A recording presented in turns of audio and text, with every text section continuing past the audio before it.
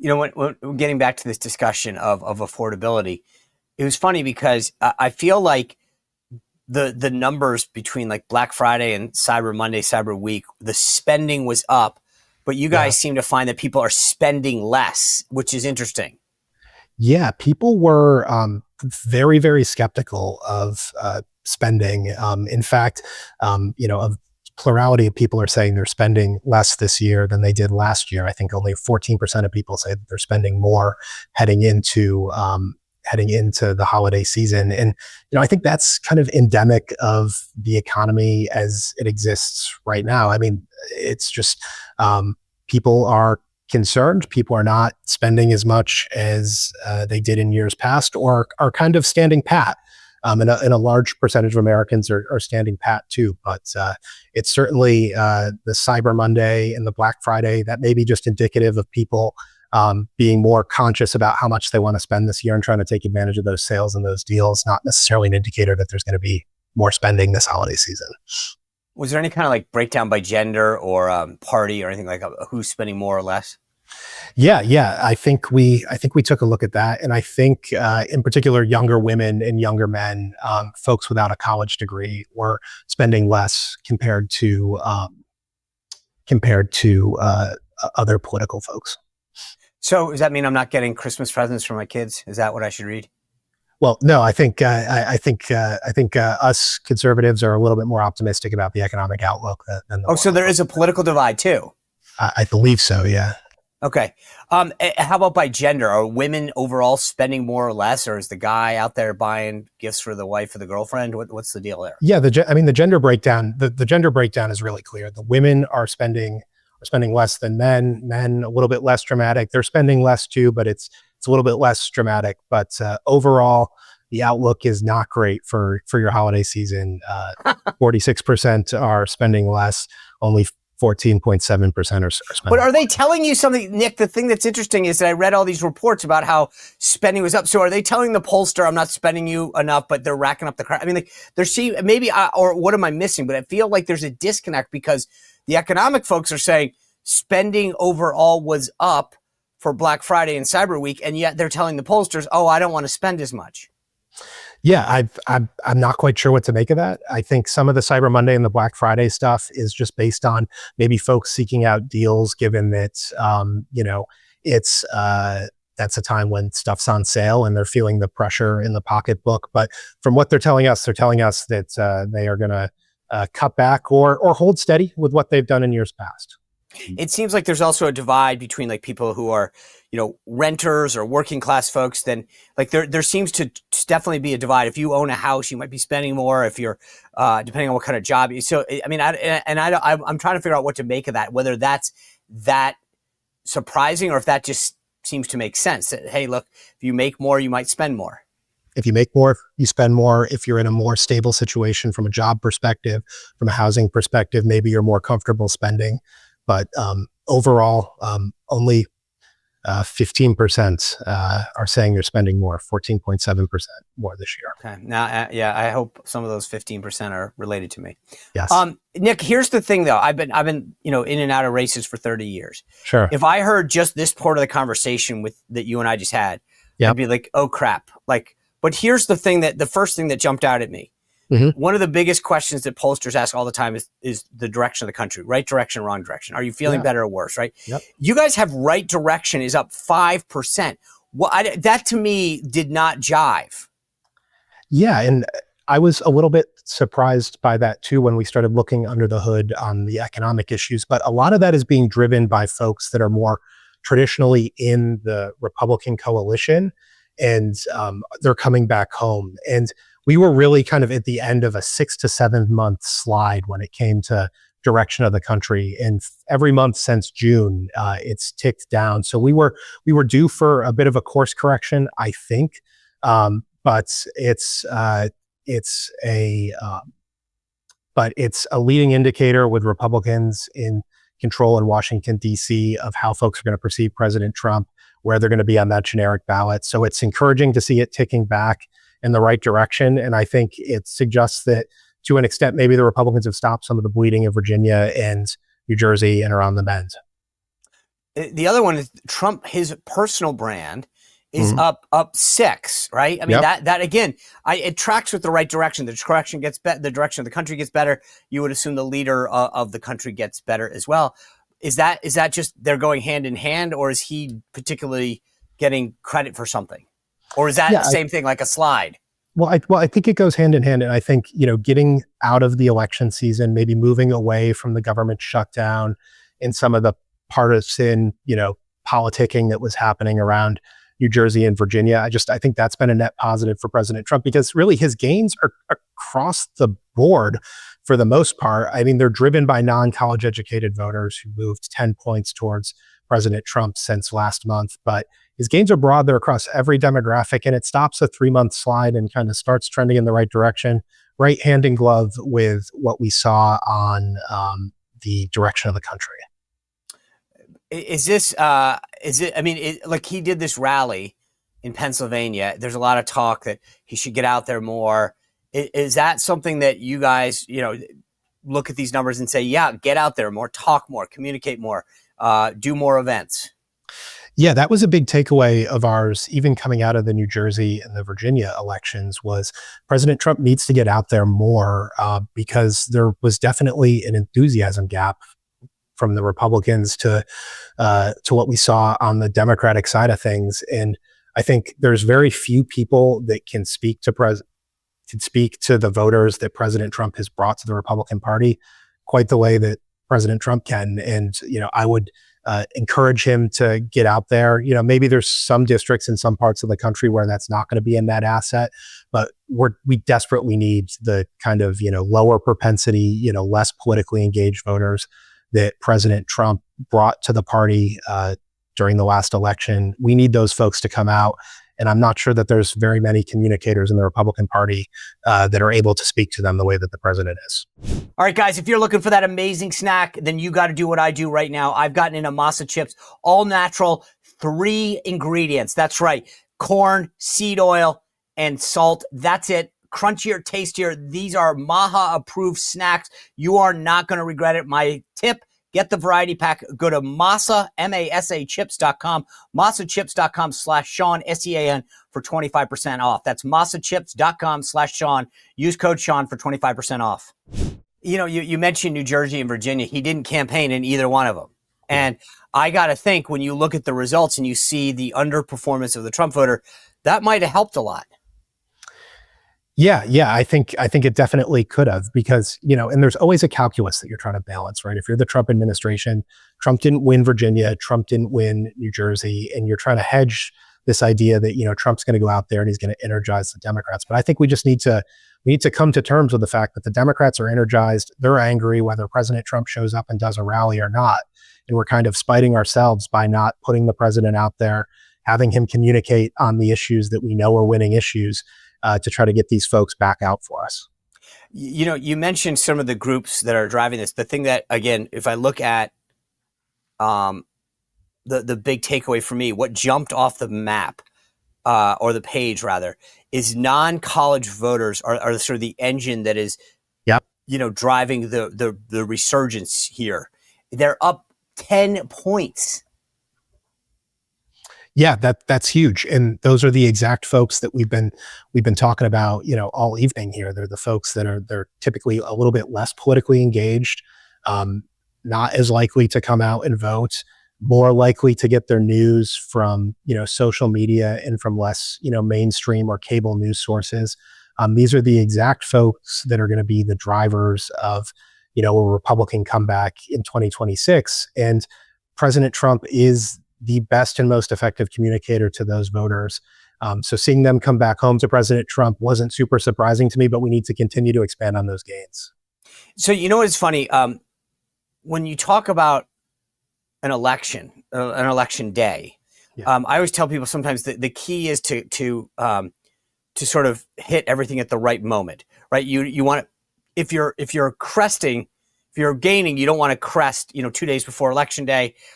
If you're dropping, you want to stem that before, like you kind of want to manage when you're cresting or how bad you're falling so that it times out.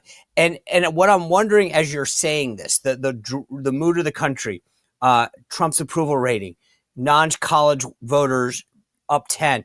Did we just, when it comes to like Virginia and New Jersey, is it just that we're off by a couple of weeks, or would that have mattered? Is it? I mean, did we miss the moment, or are we? The trend has to keep going. I mean, like, what is the takeaway? Because I'm going, if all of these numbers are moving in the right direction, as you've stated, right? Yep. He's doing better. The mood of the country's getting better. Non-college white voters are going double digits. Then why are we not seeing the results in Virginia and New Jersey, or why was it such a blowout?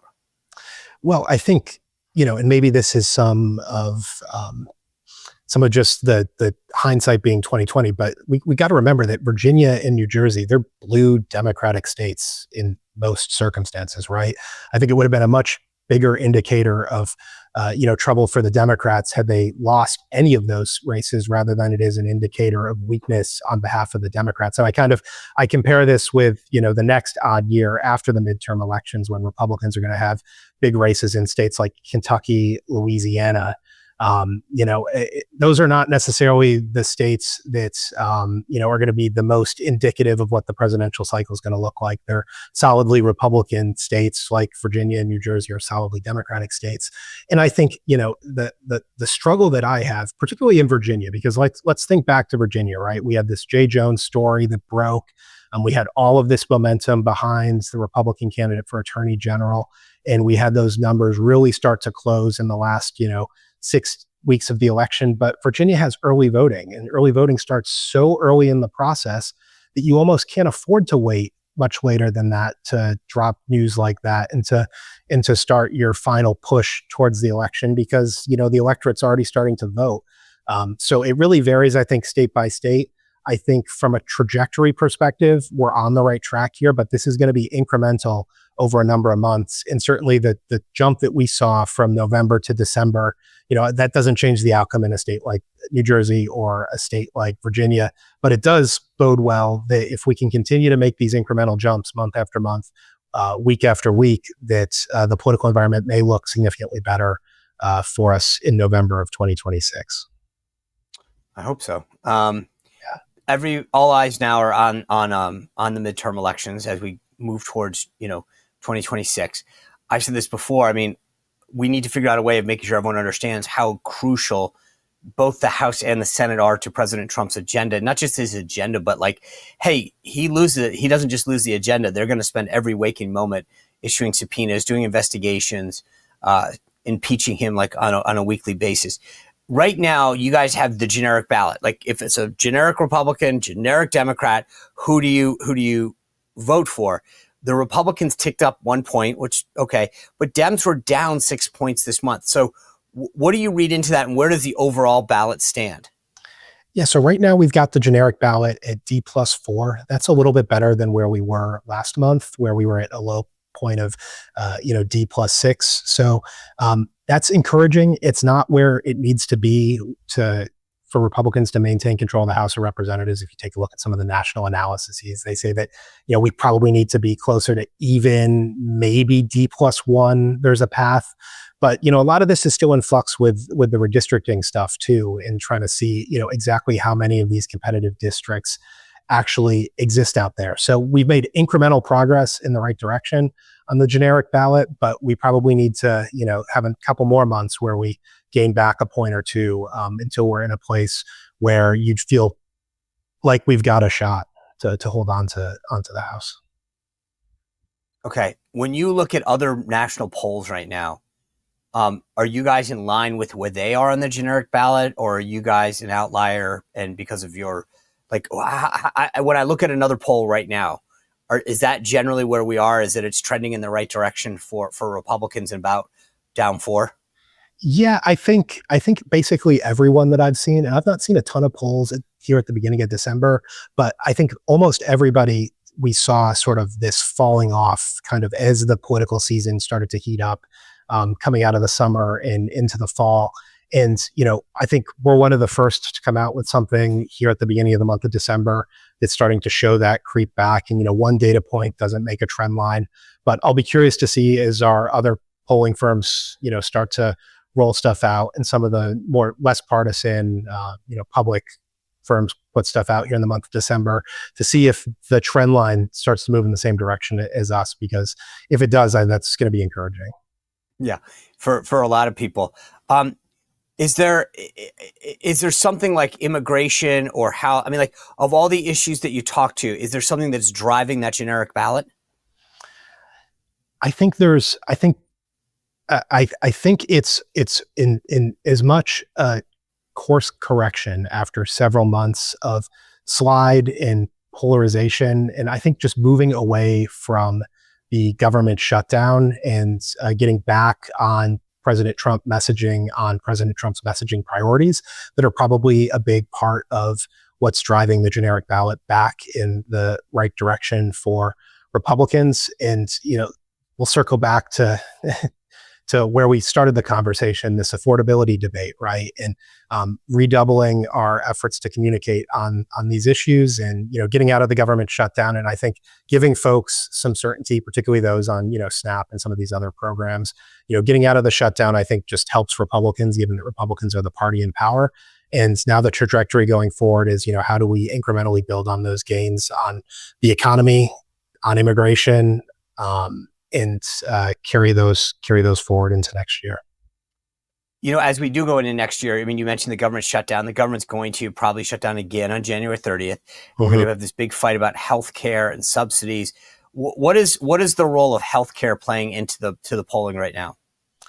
Healthcare is interesting. So healthcare is an issue that is at this point more of an issue for partisan Democrats, right? Because we were all paying attention. The Democrats made that sort of one of the key planks of their policy platform as they headed into the November elections, and they continue to use it as an issue to try to elevate themselves. So Democrats, they care about healthcare. Independent voters are starting to pay attention a little bit, but it's still not nearly as salient as the economic issues. And healthcare is to the Democrats, it's kind of healthcare and defending democracy, or sort of like the anti-Trump sentiment, are the issues to Democrats that crime and illegal immigration are to Republicans, in the sense that they animate the base. But it's not totally clear to me yet that these are going to be critical issues to independent voters. Certainly right now, it seems like independent voters are much more concerned about the economy going forward than they are about healthcare. But healthcare concern still exists out there. I think 28% of Americans said that one of their top financial concerns, we asked them to list two, was cost of health insurance. Double digits said medical procedures, also a cause for concern, one of their top two issues. But those voters are as likely to say that inflation and the economy are as big an issue as healthcare itself. And that's more of a cost conversation than a specific healthcare conversation. Yeah, and I got to tell you, the thing that's interesting, we had this conversation with Ron Johnson about healthcare, right? And the media, if you listen to the media, everybody, it sounds like the sky is falling. Your healthcare is going to go through the roof. Everything is going to go bad. And you really look at the universe, right? And you realize that there's about 24 million people on the Obama exchanges. Ron Johnson and others believe that 4 to 6 million of that is phantom people that are just bilking the insurance company. And then you take out people who are below poverty level, or 400% at poverty level. Those people won't be really affected. And then the people who are between 400 and 700, which is where there will be a premium increase, is about 1.5 million, right? So you take everyone else out, you get your insurance from your employer, you get it from the federal government, the state government, whatever. And so I wonder how much of this is sort of a media manufactured narrative. People are like, I keep hearing my healthcare insurance is going up, and yet I get it from my employer, so I don't have any clue. Yeah, I think that's a really kind of cogent thing that we need to kind of pay attention to, because certainly a lot of this is being driven by, the fear cycle of the mainstream media, and they know that this is an issue that motivates people, because why wouldn't it? If you're not particularly politically engaged and you feel like you're going to lose your health care, of course you're going to be concerned. But I think we need to continue to remind folks and reinforce to folks that Obamacare wasn't a Republican creation. It was a partisan Democrat, creation. And for years and years, we tried to call it Obamacare. I think we still have to call it Obamacare, but remember what it was billed as, the Affordable Care Act. And it certainly isn't making healthcare any more affordable for people.